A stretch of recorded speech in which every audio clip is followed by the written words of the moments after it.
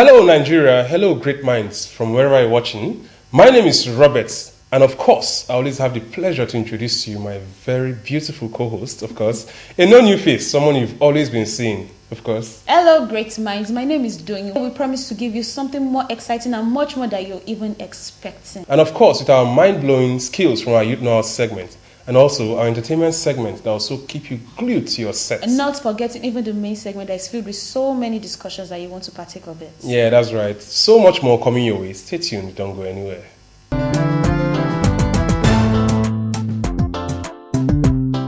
Welcome back. Like we have said, this episode is going to be really exciting and it's going to be mind-blowing. And today's topic affects every youth out there, even older people that have gone through that stage in our lives. You know, when we're younger and we're growing up, we had a lot of things we wanted to be. Take, for example, I wanted to be a military doctor once. And now a lot of things have changed. Many factors have influenced those changes in our lives. Today's topic is youth and their career choices. So what was that career you envisaged as a young person that today you're probably not pursuing it again?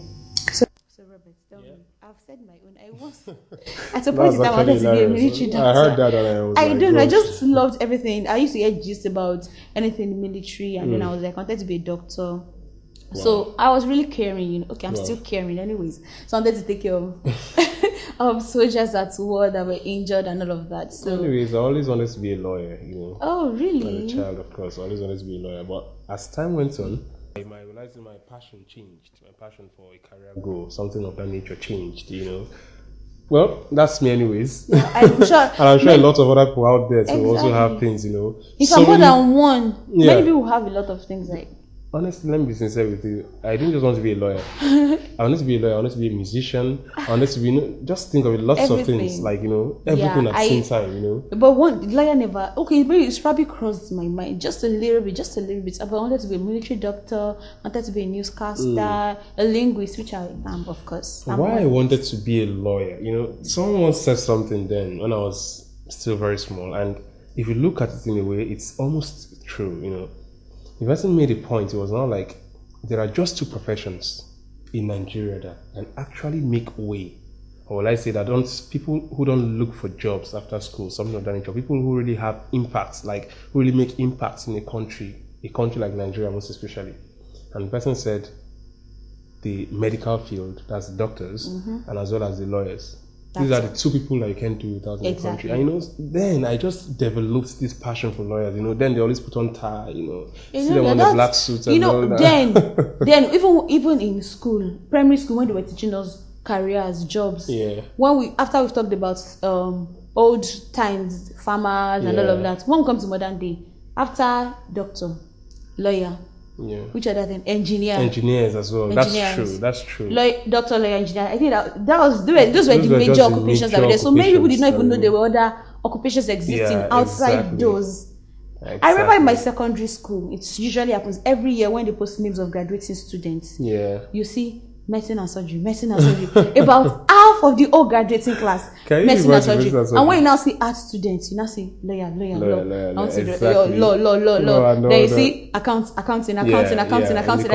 So just those three. That's what many people knew about then. Yeah. So many of you out there have your own careers as well. Something you've always envisaged for yourself, something you always wanted to go into. Some of you are still on the same stream, while some of you have diverted. We are going to be listening to some persons on the streets to hear what they have to say about this. Let's see if they're also like us.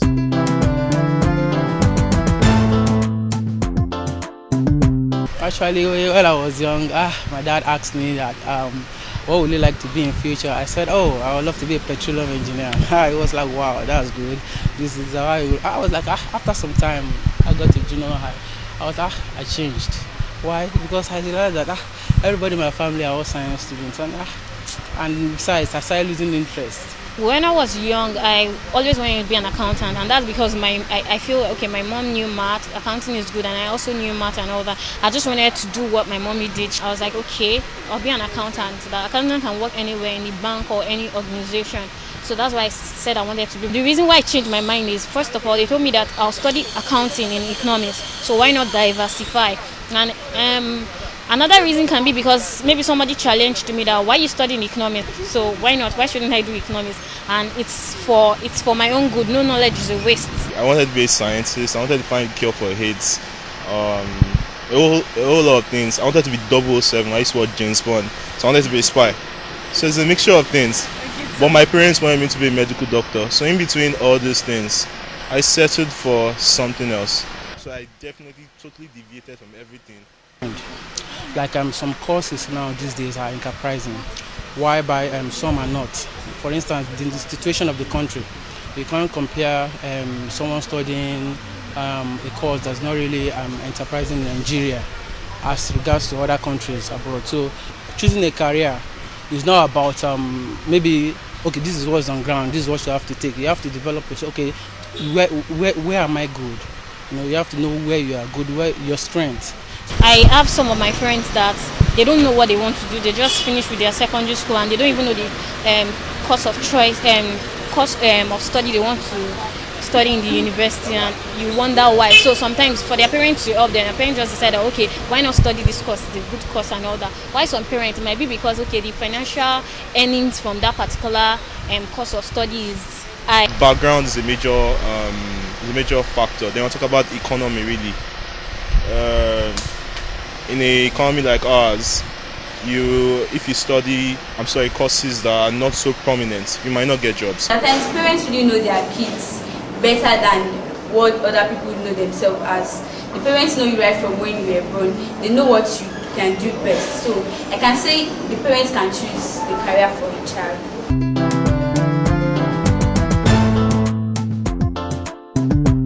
Still on young people and their career choices, we've heard from people in the street. So of course it's diverse, right? Of course. Yeah. Okay. Now one thing I want to say. You know, like you said earlier, you said that your passion changed at one point. Me too. Changed, I would say maybe I just thought of, oh yeah, I really wanted to take care of people, and then I said I was more interested in the arts. Yeah, you understand? I wanted to just, you know, sometimes our choice of career don't usually change because we want it to change. Let's take Nigeria now, for instance. We know in Nigeria, you don't have much of the white collar jobs anymore. Like, would I say job vacancies anymore? I think before we go that far, like you said, your own passion changed, and we even mentioned earlier that all those school books will tell you these are the only careers available. So I think our eyes got widened more. Yeah, you're right. You have a point.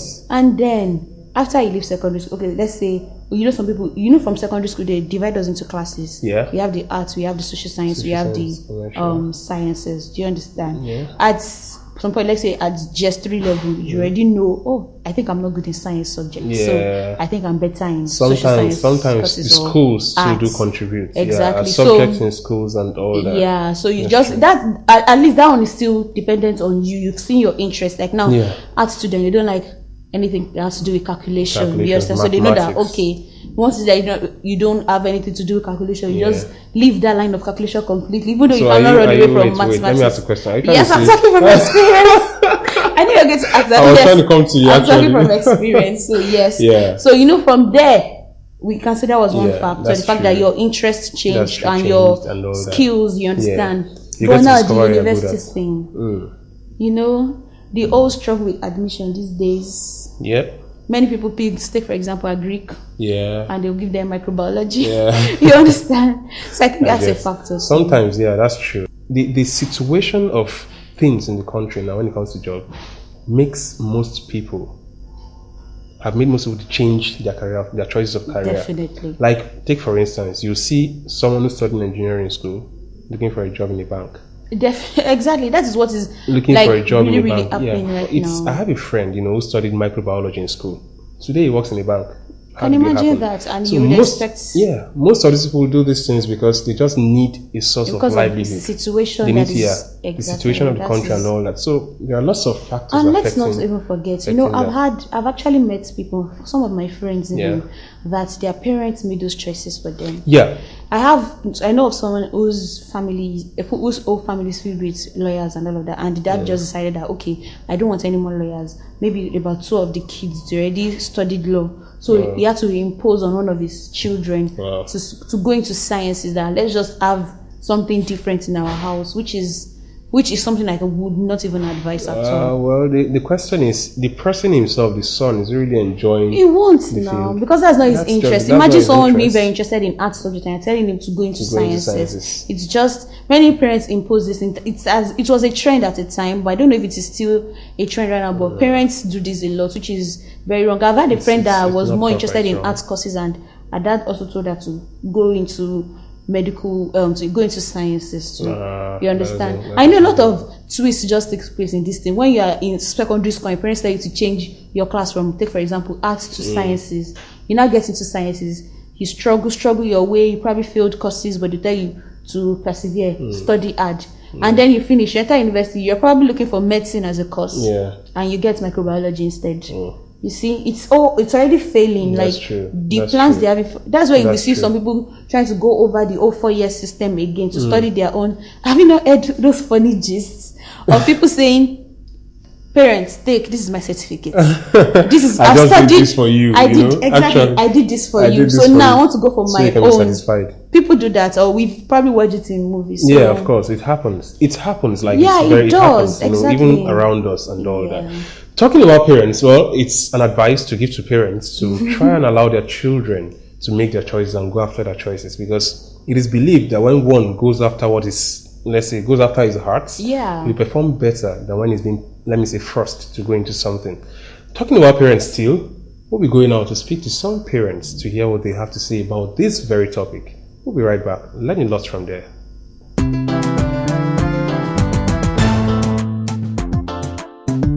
I think it's better for children to make their own choice and get parental guidance and blessing. The kids of nowadays, as far as I'm concerned, with the internet, the peer groups, and they must have researched more and more about which course they want to do. I sincerely believe it is better for the children to make their own choice. With that, they will be happy with the course they are undertaking in the university. There are some children that you have to, tutor to the last, such that if you do not give them what they have to do, they might not know. It is not that they can't do it, but they can't just think it through. And on the other hand, by the time you look at your child and you know what he's capable of doing, you can leave him to decide, but guide the child. Very, very necessary that they allow professionals, that is, those who are into guidance and counseling, to advise their children, especially when such professionals have access to those children's background, the kind of attitude or the flair they have for the different basic subjects. If a child is science inclined, a guidance counselor can be in the best position to look at which options such a child should pursue. On the other hand, parents too can adequately advise their children, especially if they are observant about such children's interest. Again, if such parents are engaged in such careers too, it's a given that there is a tendency that such children will see what they do, see how they carry out their duties, their activities in their careers, and take interest, gradually introducing the children at impressionable ages to such careers. For me, I wouldn't want to choose for my child. I want her to make her choice herself. But I think it's better to allow the child to choose her choice of career, her choice of course that she loves, that she feels she will want to study in university. Thanks for staying with us. We're sure you guys are having a swell time watching Great Minds today. And now that we've talked about our career choices and we've talked about different factors that have influenced change in people's career choices, so let's go over now to see those who are still in some form of career and they are making it and they want to use their own story to influence the life of others. We'll go over now to our Youth Noel segment.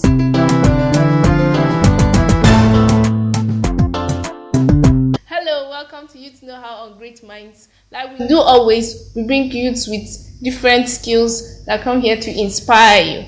Today we have a photographer by the name Mr. Babatunde Shitu. He is right with me here in the studio. Mr. Babatunde Shitu, welcome to Youth Know How on Great Minds. Thank you. Before we go into all about photography, we first want to know you and know what you studied in school and all of it. My name is Babatunde Ayodeji Shitu. I'm a graduate of physics, University of Ibadan, and I'm a photographer. Okay. So what is the art of photography on the wall? Just give us a brief. Photography, it's like the word implies, it's a Greek word. It's photo and graphic.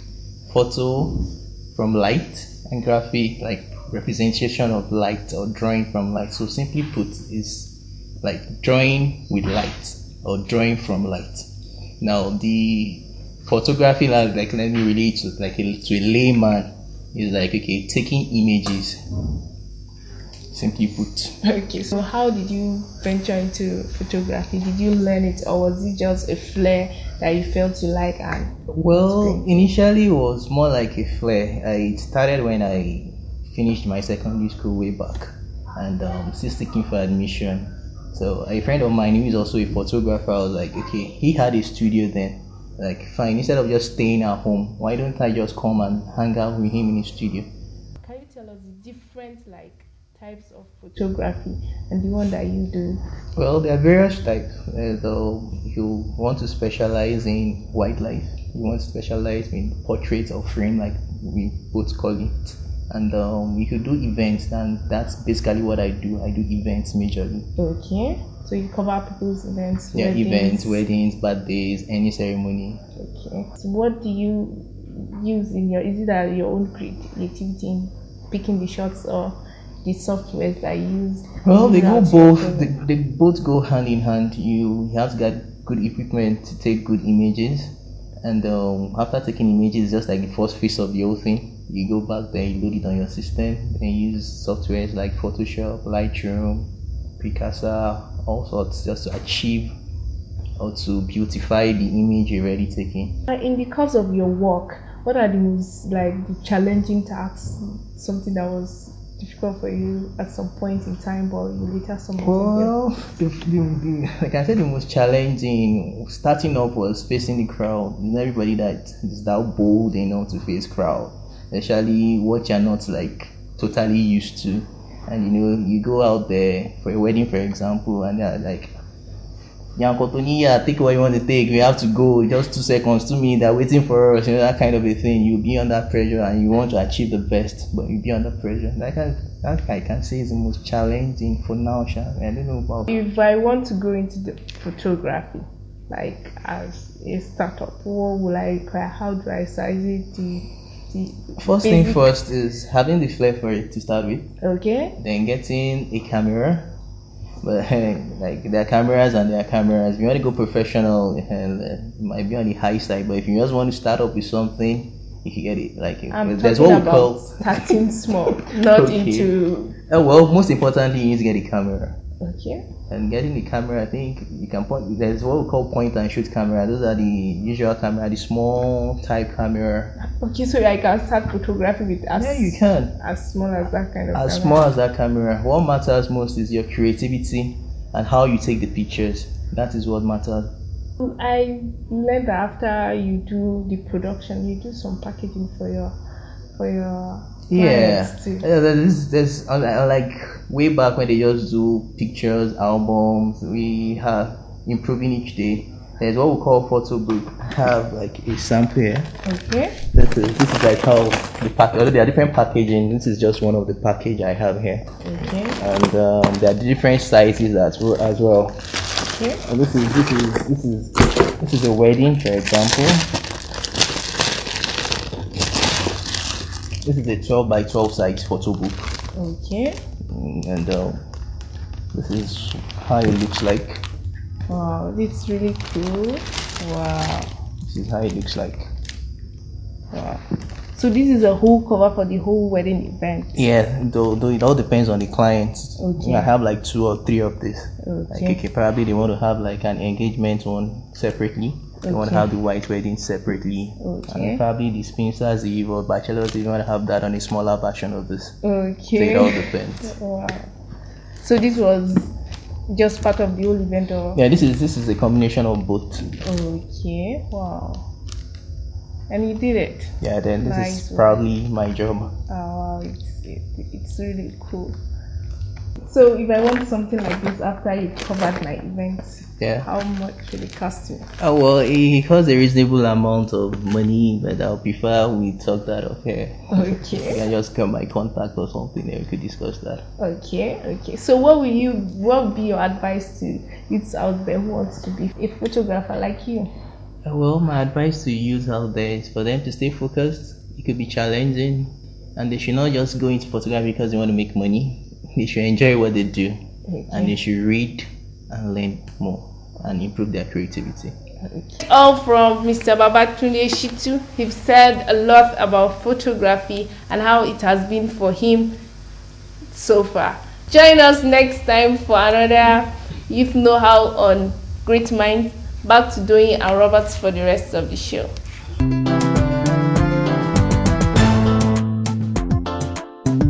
Wow, what a creative mind we have in the country. And what a great mind. Yeah, On great of minds. course. On great minds. A creative mind on great minds. And I hope you were inspired by what you saw. Still on great minds, we'll be moving over to our entertainment segment where Oyin is on standby.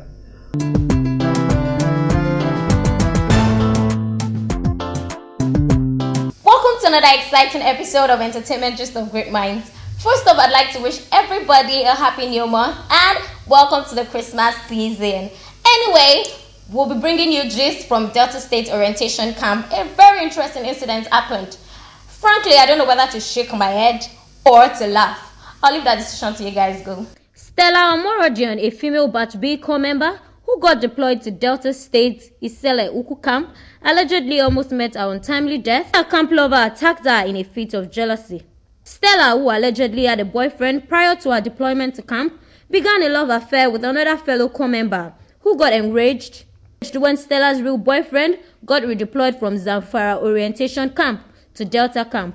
On learning that Stella was at the popular Mami Market, a relaxation spot for corps members during orientation, Stella's spawned camp boyfriend sprang into action by mobilizing his friends to stage an attack on the lovebirds. Sources reported that the angry corps member grabbed Stella's neck and began squeezing till other corps members present at the scene intervened to save Stella's life. Reports are that the erring young man has been sanctioned for indiscipline, while the injured female corps member has been taken to the hospital for treatment. I know, right? A lot of crazy things happen on orientation camps. Anyway, I hope it all gets sorted out soon. And with that, we'll be doing something a little bit different this week. We'll be going back to the past and be reviewing one of 2012's thrilling Nigerian dramas titled Last Flight to Abuja. It was written by Tunde Babalala and produced and directed by Obi Emeloye. The movie, which was released on August 3rd, 2012, with a 40 million naira budget, starred popular Nollywood artists like Omotola Jalade Ekende, G-Mike, Jide Kosoko, Akeem K. Kazim, and others, was shot in Lagos, narrating a story of a mid-air emergency which forces a Nigerian commercial plane to land with devastating consequences. The movie, through its twists and thrills, had a commendable cinematography, sound and music quality, as even the explosion scene, which is the climax of the movie, had a certain level of believability uncommon to Nollywood movies. However, it could be said that as a result of over-concentration on the picture quality of the movie, enough attention was not paid to content, as some of the characters had stories that went nowhere. The movie received 5 nominations at the 2013 African Movie Academy Awards and won an award as Best Film by an African based abroad. We're going back to Doyin and Robert for the rest of the show.